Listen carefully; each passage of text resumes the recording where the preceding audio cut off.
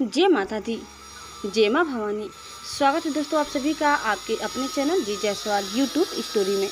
दोस्तों आज हम जानेंगे गुप्त नवरात्रि के 5वें दिन माता छिन्नमस्ता की पूजा विधि और मंत्र के बारे में। गुप्त नवरात्रि के 5वें दिन माँ छिन्नमस्तिका की पूजा की जाती है। मान्यताओं के आधार पर माता छिन्नमस्ता को मुख्य रूप से तंत्र की देवी माना गया है। गुप्त नवरात्रि में माता छिन्नमस्ता की पूजा करने के कुछ खास नियम हैं। साथ ही यह भी जाना जाता है कि तंत्र शास्त्र में देवी छिन्नमस्ता की उपासना से समाज में प्रसिद्धि मिलती है। दोस्तों माघ मास में आने वाले गुप्त नवरात्रि के 5वें दिन माता छिन्नमस्ता की पूजा अर्चना की जाती है। देवी छिन्नमस्ता को माता चिंतपूर्णी का स्वरूप माना जा गया है। शिव पुराण और मार्कंडेय पुराण में इस बात का जिक्र मिलता है कि देवी छिन्नमस्ता राक्षसों का संहार कर देवताओं को उनसे मुक्त कराया था।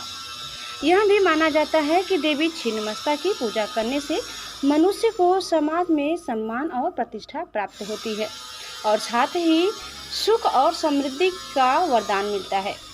पूर्वी भारत जैसे पश्चिम बंगाल, झारखंड, उत्तर प्रदेश और नेपाल में इनकी विशेष पूजा की जाती है। ऐसा माना जाता है कि छिन्नमस्ता की पूजा में यदि कोई कमी की जाती है तो वह विपरीत फल भी दे देती हैं। आइए अब हम जानते हैं माता छिन्नमस्ता का स्वरूप के बारे में। तो छिन्नमस्ता 10 महाविद्याओं में से एक मानी जाती है। माता छिन्नमस्तिका को ही प्रचंड चंडिका भी कहा जाता है।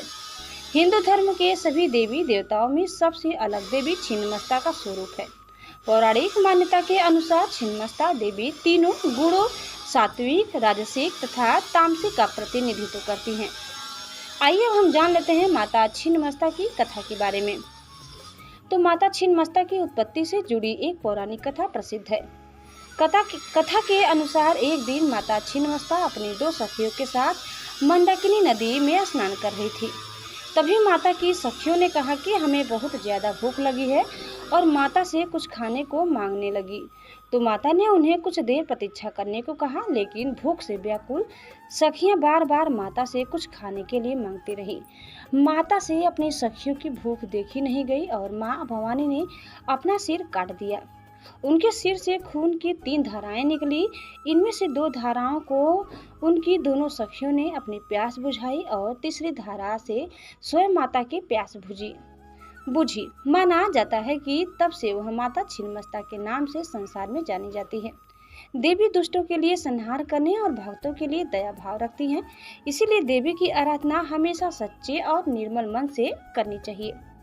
आइए दोस्तों अब हम जान लेते हैं माँ छिन्नमस्ता की पूजा विधि के बारे में। तो माता छिन्नमस्ता की पूजा करने के कुछ नियम इस प्रकार है।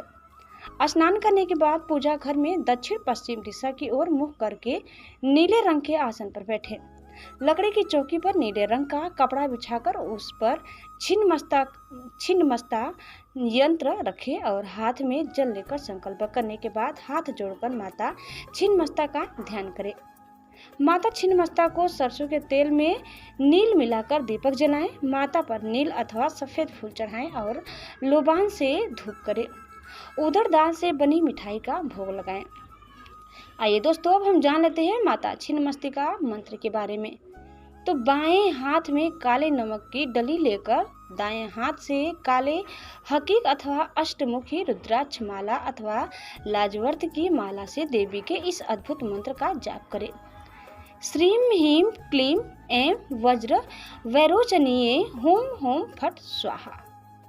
दोस्तों इस प्रकार कथा समाप्त होता है। उम्मीद करते हैं कि आपको हमारी आज की यह कथा वीडियो जरूर पसंद आई होगी। कैसी लगी कमेंट करके बताइए। चैनल में नए हैं तो प्लीज़ लाइक शेयर और सब्सक्राइब करना न भूलें। धन्यवाद। जय माता दी, जय माँ भवानी, जय माँ दुर्गा, जय माता छिन्नमस्तिका। ओम नमः शिवाय। हर हर महादेव।